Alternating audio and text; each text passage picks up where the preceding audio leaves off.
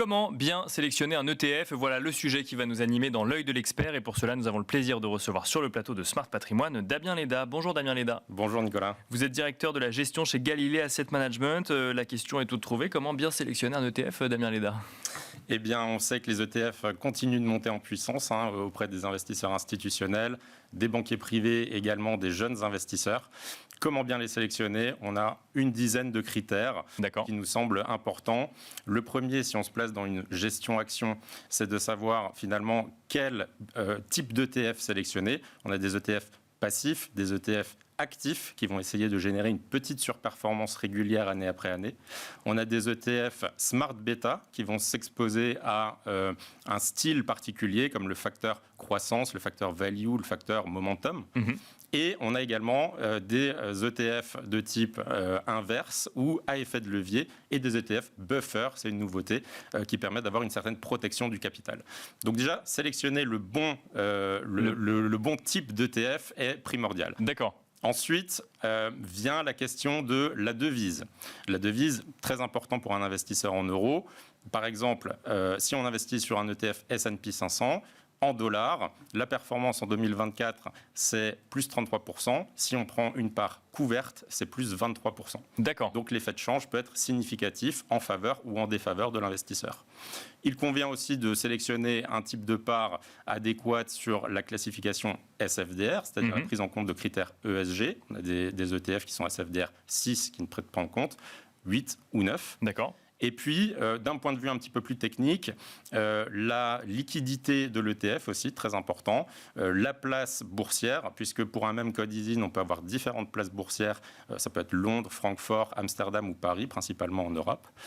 Donc, les frais de courtage peuvent être là aussi différents à vérifier auprès de votre banque. Et de manière plus générale, les frais sur les ETF, c'est à regarder aussi, même Évidemment. si on dit souvent qu'il y en a moins que dans la gestion active, il y en a quand même, donc il faut les regarder. Évidemment, les frais de gestion qui peuvent être de quelques BP pour les stratégies passives les plus communes, jusqu'à 40, 50 BP par an pour des stratégies un petit peu plus sophistiquées. Enfin, on peut citer par exemple la tracking error, qui est la capacité de l'ETF à traquer son indice sous-jacent. Et donc, l'ensemble de ces critères font que parmi les 2800 ETF listés en Europe, on peut être de plus en plus sélectif. Comment est-ce qu'on fait ensuite pour choisir dans les différentes thématiques des ETF qui affichent des thématiques particulières? Alors, c'est l'expertise phare chez Galilée AM, puisque nous regardons 25 thématiques à travers notre codex. L'univers d'ETF thématiques s'est considérablement enrichi au cours des dernières années. Aujourd'hui, on a à peu près 160 ETF dans notre univers d'investissement sur ces 25 thématiques.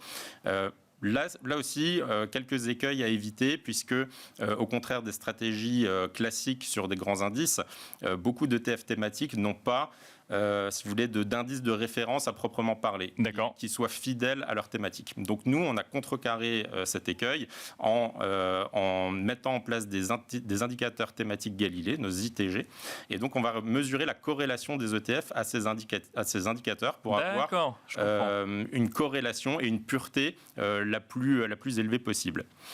Autre point de vigilance, les ETF thématiques se sont beaucoup développés ces dernières années, mais certaines stratégies, des thématiques de niche, ont peut-être parfois du mal à trouver leur public et le succès escompté. Oui, bien sûr. Donc certains ETF peuvent, après 1 an, 2 ans d'existence, être clôturés par certains fournisseurs d'ETF, faute de succès. Donc c'est très important de les suivre et d'opter pour des ETF qui ont souvent un encours significatif. Il nous reste quelques secondes. Est-ce qu'on peut gérer un portefeuille 100% ETF? D'ailleurs, on l'entend souvent dans certains types de stratégies. Est-ce que c'est une stratégie viable? Et oui, puisque aujourd'hui, alors on parle beaucoup d'ETF actions, mais des ETF existent sur d'autres classes d'actifs, les obligations avec les taux souverains notamment, les matières premières, les crypto-monnaies. Donc on peut diversifier son allocation. On a mis en place un partenariat avec BlackRock notamment cette année, qui est le plus grand fournisseur d'ETF au monde.